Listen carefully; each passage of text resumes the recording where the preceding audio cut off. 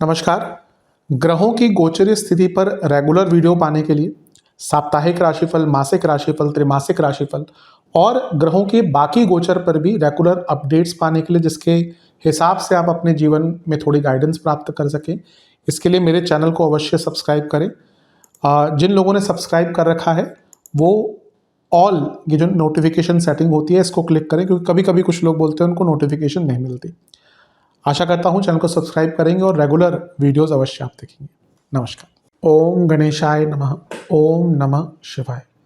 मैं निखिल ज्योतिष आचार्य आप सभी का मेरे चैनल पर पुनः स्वागत करता हूँ। आशा करता हूँ कि आप सभी स्वस्थ होंगे। महादेव की कृपा आप सभी पर सदैव बनी रहे। ये वीडियो कर्क यानी कि कैंसर के लिए बहुत विशेष है, क्योंकि वीडियो है 12 जनवरी से 18 जनवरी 2026 के साप्ताहिक राशिफल के बारे में। कैसा रहेगा आने वाला सप्ताह कर्क के लिए, कैंसर के लिए। जो मेरा साप्ताहिक राशिफल होता है वो प्रमुखतः चंद्रमा और उनकी गति पर आधारित होता है। चंद्रमा एक बहुत विशेष ग्रह है, चंद्रमा की विशेषताएं बहुत हैं, लेकिन जब हम साप्ताहिक राशिफल की बात कर रहे हैं तो पहला तो उनकी तेज गति, फिर उनका मन का कारक होना, और फिर उनकी एक क्वालिटी कि वह जिस भी भाव, राशि, ग्रह आदि के साथ संबंध, संपर्क कायम करते हैं अपने गोचर में, उनको बहुत एक्टिवेट कर देते हैं। इन सभी कारणों से चंद्रमा का जो गोचर होता है वो बहुत विशेष बन जाता है। चंद्रमा के गोचर के कारण हमारे मन, मस्तिष्क, विचार, स्वभाव, सोचने के तौर तरीके, दृष्टिकोण, हर चीज़ पर डायरेक्ट इम्पैक्ट पड़ता है, और उसको समझने के लिए साप्ताहिक राशिफल बहुत इंपॉर्टेंट होता है। इस अंधकारमय जीवन में ज्योतिष एक मात्र विद्या है जो हमें थोड़ा सहारा देती है, गाइड करती है।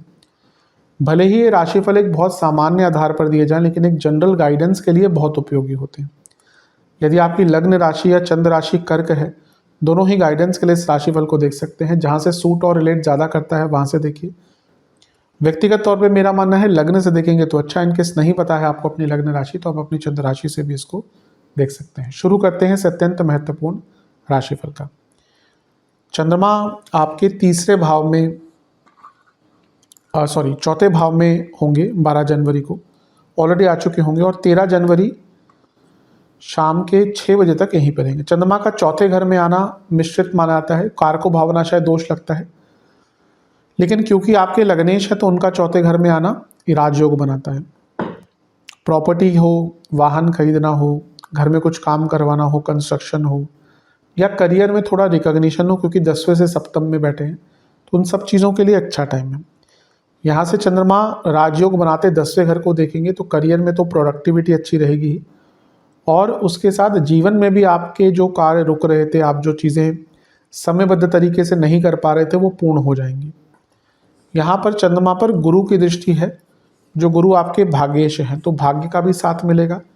लेकिन यही गुरु वक्री भी हैं और विपरीत राजयोग भी बना रहे हैं, तो विदेश के कुछ काम पूर्ण हो सकते हैं। लेकिन चंद्रमा जब चौथे घर में आते हैं तो कारको भावनाशय दोष लगता है, और 12वें घर में बैठा एक ग्रह जब देखता है तो इनसिक्योरिटीज, डर, भय, हाइपोथेटिकल सिचुएशन सब बनती है। और क्योंकि चंद्रमा छठे घर के स्वामी है तो ये व्यर्थ की चिंताओं को और बढ़ाता है, और राहु का प्रभाव भी है चंद्रमा पर। इसीलिए ये जो असीमित सोच होती है ना, कि हम सोचते भी जा रहे हैं और उसका कुछ कर भी नहीं पा रहे, और ऐसी चीज़ें सोच रहे हैं जिसका कोई लेना देना नहीं जीवन में, ये बहुत दिक्कत होगी। राहु का प्रभाव अष्टम से यानी कि अनिश्चितता, गुरु का प्रभाव 12वें से यानी कि बहुत ओवर थिंकिंग, और कारको भावनाशय दोष यानी कि इमोशनल लाइफ डिस्टर्ब, घर में लड़ाई झगड़े, माता जी की सेहत पर बुरा प्रभाव। तो इन सब चीज़ों पर आपको बहुत नियंत्रण करने की आवश्यकता है। कोई भी निर्णय भावनाओं में बहकर ना लें, वरना परेशानी हो सकती है। नवांश कुंडली बता रही है कि अपने जीवन को ऑर्गेनाइज करिए। दशांश कुंडली कार्य क्षेत्र में चीज़ों को ठीक करने का टाइम है। बिजनेस की जहाँ तक बात है, आप थोड़ा सा ना और मार्केटिंग या अपने बिजनेस के सौंदर्यकरण पर कह लीजिए, मतलब कि जो अपीलिंग होना चाहिए उस चीज़ पर ध्यान दीजिए। प्रोडक्ट में कोई कमी नहीं है, मार्केटिंग में है। लव लाइफ ठीक है, ऐसी कोई बहुत दिक्कत नहीं दिख रही, लेकिन कभी कभी बहुत सत्य बोलना भी महंगा पड़ता है, वैसा ही टाइम है। थोड़ा शुगर कोट कीजिएगा। वैवाहिक जीवन अपने लाइफ पार्टनर से थोड़ा आराम से बातचीत कीजिएगा, क्योंकि छोटी सी बात पर बहस हो सकती है। स्टूडेंट्स, शांत रहिए, रिलैक्स रहिए, क्योंकि ऐसा दिख रहा है कि आप छोटी छोटी बातों पर बहुत परेशान हो जाते हैं और उसका एक ओवरऑल इम्पैक्ट आपके पूरे स्टडीज़ पर पड़ता है। सेहत के हिसाब से कफ प्रॉब्लम, चेस्ट की प्रॉब्लम, ब्रीदिंग इश्यूज और स्लीप डिसऑर्डर। सर्वाष्टक आपका चौथा घर ही बली है। इमोशंस पर कंट्रोल बहुत अनिवार्य रहेगा। 13 जनवरी शाम के 6 बजे चंद्रमा आ जाएंगे आपके पंचम भाव में, वृश्चिक में, और सप्ताह के 16 जनवरी सुबह के 6 बजे तक यहीं पर रहेंगे। इसी दिन शुक्र का गोचर हो चुका होगा और शुक्र आपके मकर में आ जाएंगे। कोई प्रभाव नहीं, लेकिन फिर भी मैंने अंकित कर दिया।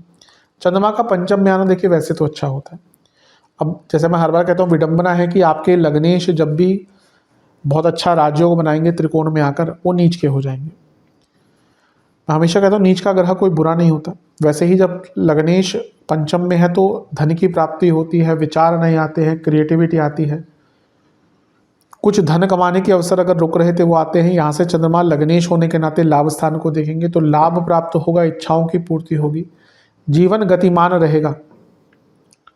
लेकिन नीच के चंद्रमा तो नीच के चंद्रमा है।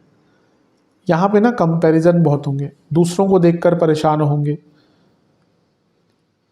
जो चीज़ें आपसे रिलेट नहीं करती उनको लेकर संवेदनशील रहेंगे, पुरानी चीज़ें बहुत सोचेंगे, व्यर्थ की चिंताएं बहुत रहेंगी।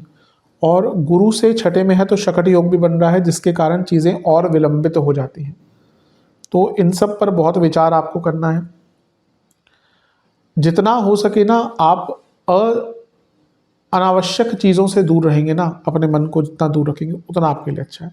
क्योंकि यहाँ पे जैसे बनेगा ना, अनावश्यक चीज़ें, अनरिक्वायर्ड थॉट प्रोसेस, यही आपको तंग करने वाला है। नवांश कुंडली बता रही है कि आपके अंदर बहुत खूबी है, खुद को टटोलिए, ये टाइम अच्छा है उसके लिए। दशांश कुंडली, ओवर इन्वॉल्वमेंट कभी कभी दिक्कत देती है, यहाँ पे भी वैसा ही दिख रहा है। कार्य क्षेत्र में अपने काम से काम रखिएगा। बिजनेस में कुछ बड़े निर्णय लेने हैं, टाइम अच्छा है। लव लाइफ ठीक है, लेकिन बातों पर बहुत ध्यान दीजिएगा। थोड़ा भी व्यंग्यात्मक हुए ना, बड़े झगड़े होंगे। वैवाहिक जीवन,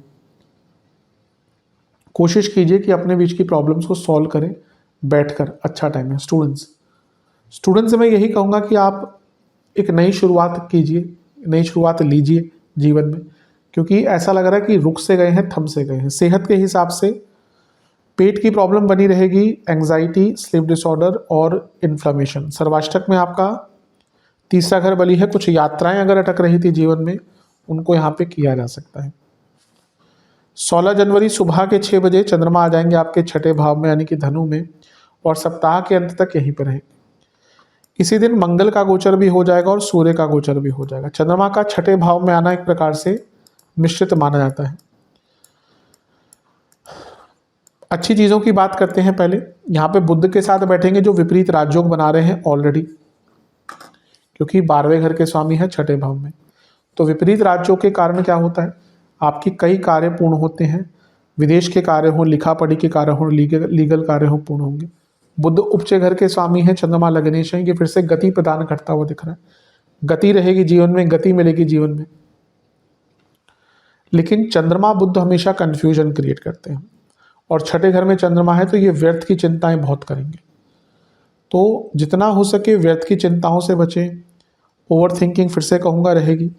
अब यहाँ पे देखिए शनि का इम्पैक्ट भी है, केतु का इम्पैक्ट भी है, वक्री गुरु का इम्पैक्ट भी है, और बुध के साथ बैठे हैं। तो 4 ग्रहों का प्रभाव। मैं हमेशा कहता हूँ चंद्रमा पर जितने ज़्यादा ग्रहों का प्रभाव होगा, मेंटली व्यक्ति उतना परेशान होगा। और यहाँ पे तो चंद्रमा आपके लग्नेश भी हैं, तो ये आपके लिए फिजिकली भी थोड़ा चैलेंजिंग हो सकता है। फिजिकल इंजरीज, मानसिक सेहत, पुरानी बातों का याद आना, दुश्मनों का एक्टिव हो जाना, और ओवर बर्डन, ओवर प्रेशर। यहाँ पे आपके ऊपर काम का प्रेशर भी बहुत रहेगा जिसको आप हैंडल नहीं कर पाएंगे। कर्क वाले लोग थोड़े से एस्केपिस्ट होते हैं कभी कभी ना, अगर ज़्यादा कुछ काम आता है तो, काम के बारे में तो नहीं कहूँगा, लेकिन अगर कुछ सिचुएशन काम को लेकर तो ये थोड़े समर्पित होते हैं। अगर बाकी चीज़ों को लेकर थोड़ी सी प्रॉब्लम्स आते हैं तो ये एस्केप करना की कोशिश करते हैं किसी पर विश्वास मत कीजिएगा, अपने कलीग से बहस मत कीजिएगा, घर में भी बहस मत कीजिएगा, क्योंकि एक बार बहस हुई तो बहुत बड़े स्तर पर होगी। केतु गुरु दोनों ही वक्री हैं इस टाइम में, कि केतु तो वक्री ही रहते हैं, गुरु भी वक्री हैं, तो अतीत में जाने से बचिएगा। नवांश कुंडली बता रही है थोड़ा आध्यात्मिक रहिए, यकीन मानिए आपको बहुत मदद मिलेगी। दशांश कुंडली, कार्य क्षेत्र में सब ठीक है, लेकिन वर्क प्रेशर बहुत रहेगा। बिजनेस में बदलाव कीजिए और अपने बिजनेस को एंजॉय कीजिए। लव लाइफ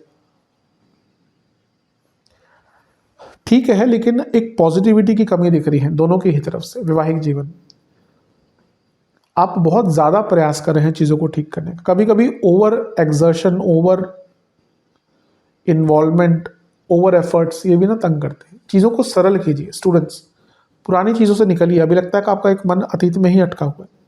सेहत के हिसाब से पेट की problem, skin disorder, indigestion, acidity, सर्वाष्टक में आपका 14 घर बली है। प्रॉपर्टी, वाहन, इनसे संबंधित कुछ कार्य अगर अटक रहे तो उनको पूर्ण किया जा सकता है। उपाय के स्वरूप में महादेव का गंगा जल से अभिषेक करके ओम गंगाधराय नमः मंत्र का 21 बार जाप कीजिएगा। आशा करता हूँ वीडियो काम आएगा। चैनल पर नए हैं सब्सक्राइब कीजिए, वीडियो को लाइक कीजिए। मिलता हूँ अगली वीडियो में, तब तक के लिए ओम।